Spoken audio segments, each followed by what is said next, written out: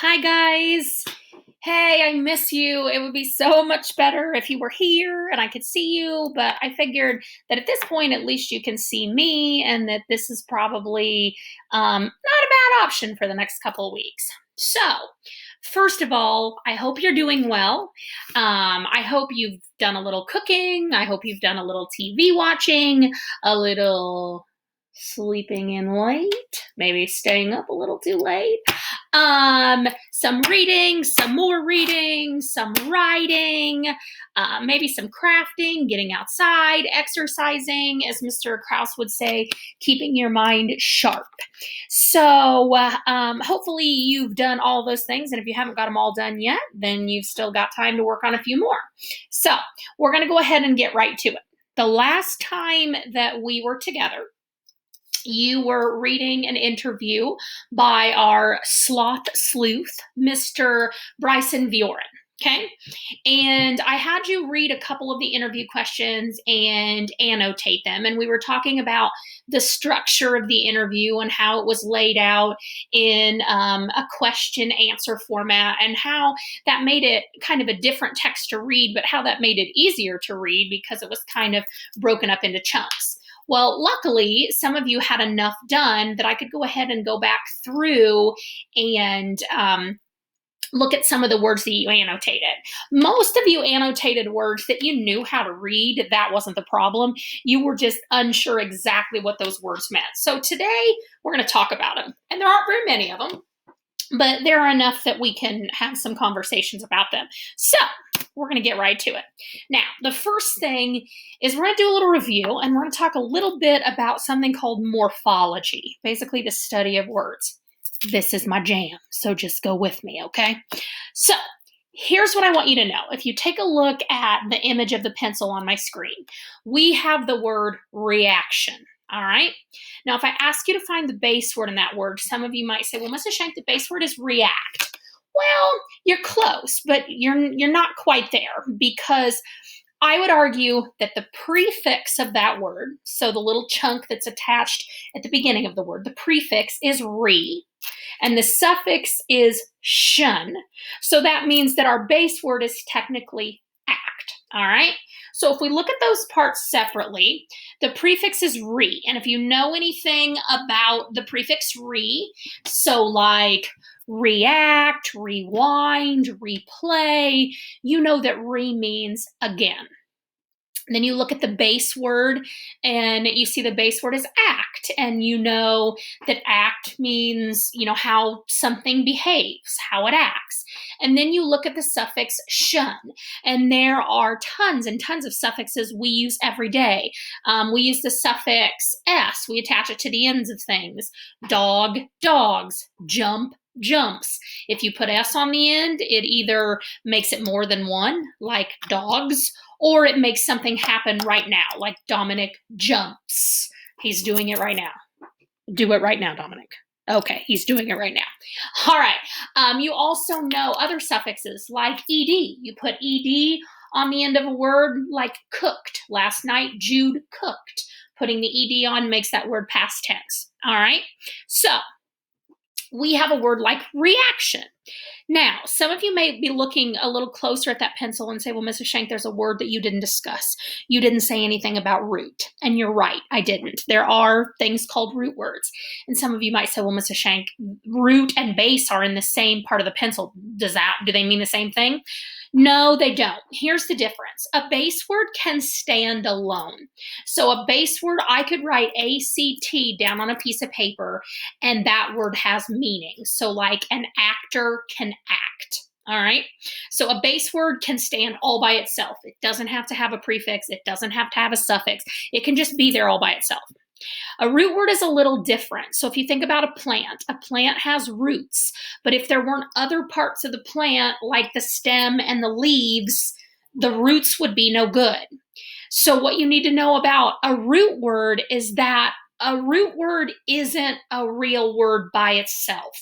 We have to attach either a prefix or a suffix to it. All right. So a root word has meaning. It may mean, or a root word has meaning. It may mean something. It's just not a whole word. So I'll give you an example. Okay. There's a root word, acro, all right? I cannot use acro in a sentence. It would make no sense. But if I took the root acro and attached bat to it, I would make a word that you recognize. Acrobat, someone that walks a tightrope, an acrobat. So that's the difference between a root word and a base word. A base word can stand all by itself, can stand alone. It means something. Act. I can put it in a sentence. A root word can't stand all by itself. It's just a chunk, like acro. And unless I attach a prefix or a suffix to it, like acrobat, that root word isn't going to make any sense without something attached to it.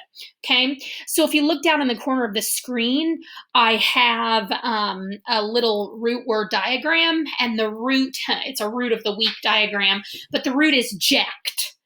Well, I can't just write a sentence that has ject in it. I'm going to have to attach either a prefix or a suffix to ject to make it make sense. And ject means to throw. So like if you project something, like a projector throws the image from, like think about the reading room. When we look up above our heads, that projector is up there facing the smartboard. That projector throws an image onto the whiteboard. So ject means to throw.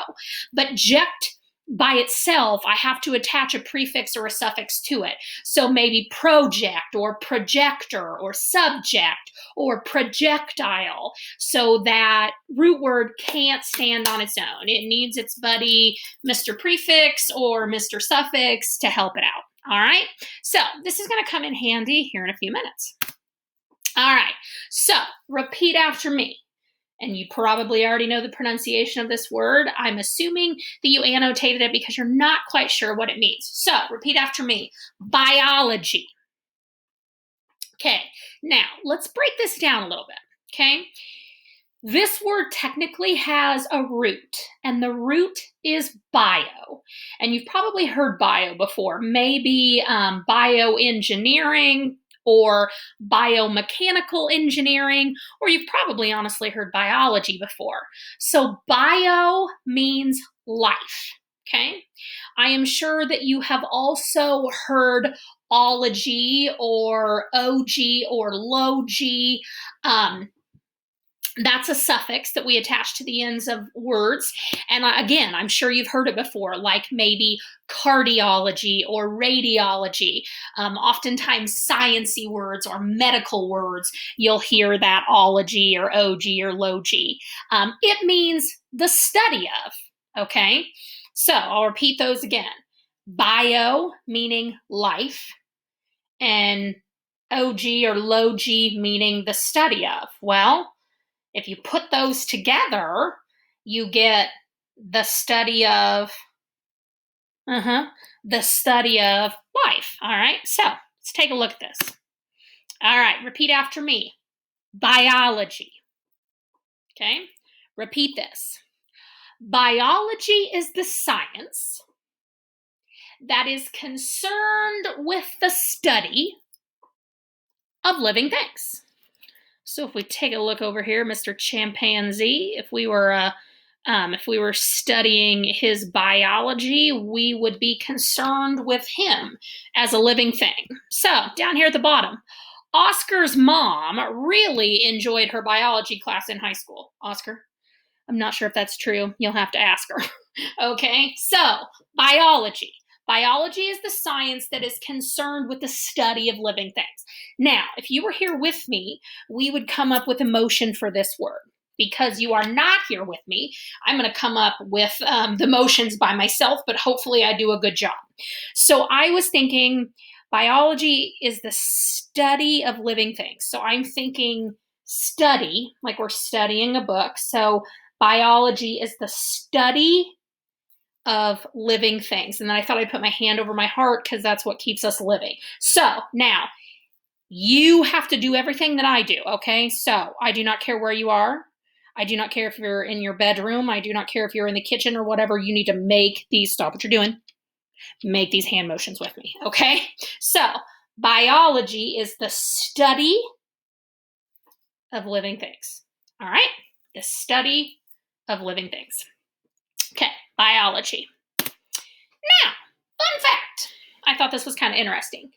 Did you know that the word amphibian or the word amphibious also comes from the Greek root bio, which is kind of strange. And I thought, well, now wait a minute. But then I got to looking at it. If you look at the word amphibious, bio is actually in it. You don't really hear it pronounced necessarily, but it's in there.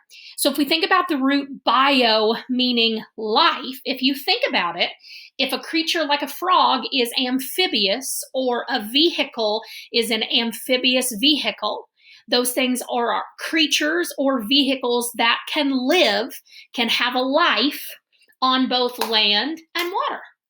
Cool, huh?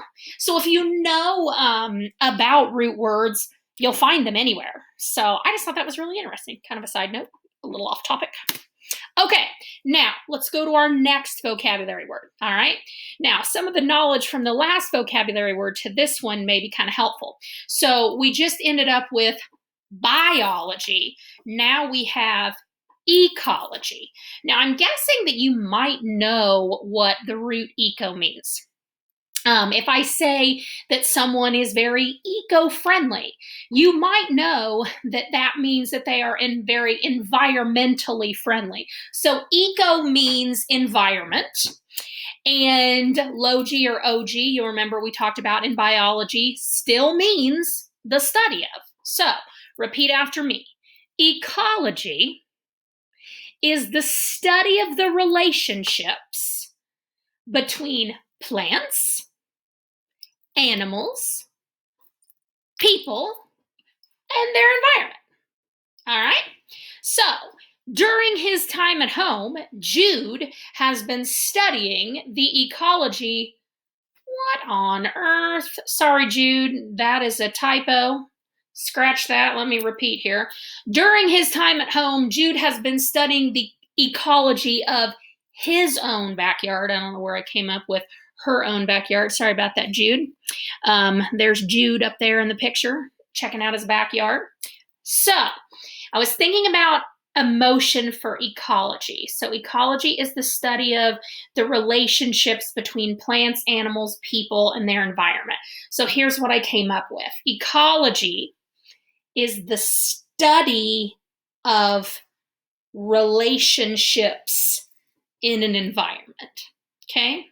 Ecology is the study of relationships, the study of relationships. So I was thinking, if you have a relationship with someone, you might give them a hug. So the study of relationships in an environment. Okay, so let's review really quick. All right, biology. I'll see if you can do it. Is the study of life, and ecology is the study of relationships in an environment. Okay?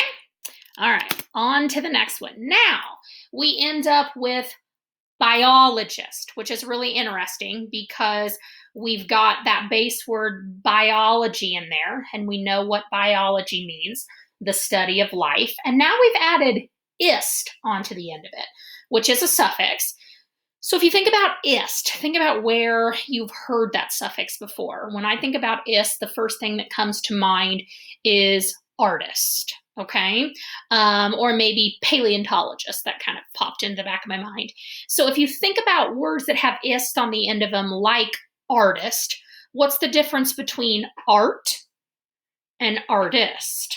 Well, some of you might say, well, art is a thing. It's a thing that can be done, and artist is a person. So when you add ist to the end of something, you make it one who. So one who studies fossils is a paleontologist. One who studies art or who does art is an artist. So a biologist has to be, probably, I'll make a little prediction here, one who studies life would be my guess. See if I'm right here. Okay, repeat after me. A biologist is one who studies life. Hey, I was right. Good. So I have Sky would like to be a biologist when she grows up so she could study pandas. I could actually see her doing that.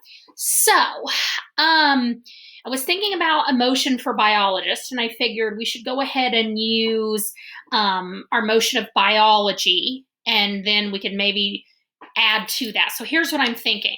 A biologist is one who, so we point to ourselves, one who, are you making that motion? One who studies life. Okay? All right, last one. Now, a few of you annotated this. I am guessing that you really don't have a problem with knowing what this word means. I'm guessing that a few of you just weren't sure if you pronounced the word correctly. So, the word is algae, and I'm figuring that most of you know what algae is, but if not, we'll discuss it again. So, algae is a plant. Repeat that. Algae is a plant with no stem and no leaves that grows on water or damp places. So like a sloth's back. Now, I'm used to hearing the term algae associated with like a pond or a lake, but in the interview that we were reading, we were talking about algae growing on a sloth's back, and you can kind of see it in that picture that his back is kind of greenish. So just remember that probably most of the time we would talk about algae in terms of the mossy stuff that grows on a pond. But for today, we're going to talk about that algae is the mossy stuff that grows in a pond, but that it can also grow on other places like a sloth's bath or like a sloth's back. So if Xander's brothers don't quit playing in the rain so much, he's worried that they might start growing algae on their backs. I don't know if that's true or not, but I can imagine Xander thinking that. So now for algae, the motion that I was thinking, since it's a plant with no stems and no leaves, we're just going to make it kind of grow up my arm and onto my back. All right? Perfect. So here's what I want to do. I want to review these words really quickly. I'm going to put the word on the screen, and I'm going to give you a minute to come up with the hand motion and talk about what it means. And if there's someone in the room with you, have them do the motions with you. Okay, so first one, biology.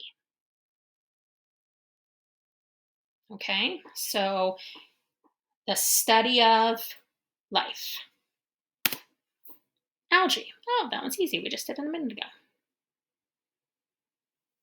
Okay, it's a plant with no leaves and no stem that grows in damp places like a sloth's back. Biologist. Okay. One who studies life. Okay. Ecology. Think about that one. Okay, so the study of relationships in an environment. Okay, so hopefully you did really well with those. If you need a refresher, just rewind the video. But these are some words that we're going to encounter later, and they're pretty scientific. So while we're studying the rainforest, I am guessing that you will hear them again.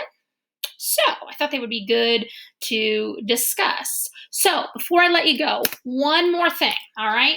This is a quick to-do list. Shouldn't take very long, all right? The first thing that I want you to do is I want you to reply to this video. And here's what I want you to reply. If you're using Mom or Dad's Facebook, you're going to reply on Facebook. If I've texted this to you, you can reply in a text, all right? So here's what I want you to reply. I want you to send me a reply that has 2 sentences, okay? 2 sentences, all right? In the first sentence, I want you to use 2 vocabulary words. And in the second sentence, I want you to use 2 vocabulary words. Now, someone will probably say, well, Ms. Shank, if I used 1 vocabulary word in the first sentence, can I use it in the second sentence? I don't care. It doesn't matter. You can use the first 2 vocabulary words in your first sentence, and you can use the second 2 vocabulary words in your second sentence. Or if you want to repeat one of the vocabulary words and use it in both sentences, I have no problem with that, okay? Here's what I do want you to be careful with, all right? So the sentence the sentences that I want you to write for me, those 2 sentences, the only thing that I want you to remember is whatever sentence you create, I want the vocabulary word to be used correctly, and I want you to be able to get a feel for what that vocabulary word means. So if you did a sentence like, let's say that I did, biology and ecology are fun. Well, that's a sentence, but does it tell you anything about what biology means? And does it tell you anything about what ecology means? So remember, when you're using those words in your sentence, give me a clue that you know what those words mean, okay? The next thing so before I go on to the next thing, okay, just a little recap. You are replying to this video and you are sending me how many sentences? That's right. You're sending me 2 sentences, and how many vocabulary words have to be in each sentence? Correct. There have to be 2 vocabulary words in each sentence. All right. The second thing that I want you to do, this was actually a really cool opportunity. I've never got to see this before. Since the Cincinnati Zoo has been shut down, they have been doing live videos. And the other day they did a live video with a sloth, which is really super cool because you got a very up close and personal look at the sloth. So I am also going to put that video on the Facebook page, a link to that. If you watch that video, it's about 15 minutes long, and you don't have to watch the whole thing at once. You can kind of break it up however you want to do it. It's really cool, though. Mom and dad, brothers and sisters, if you haven't seen it yet, you all might want to watch it together because it's really neat. I want you to watch that video. And then when you're done watching the video, I just want you to reply to me with the word done so that I know you watched it, because I will be giving house points and I will be giving them heftily. So make sure that you tell me that you are done watching that so I can give you credit for it. All right. And last but not least, please make sure you smile today. A few times would be great. Get out and get some fresh air if you can, and play some good music.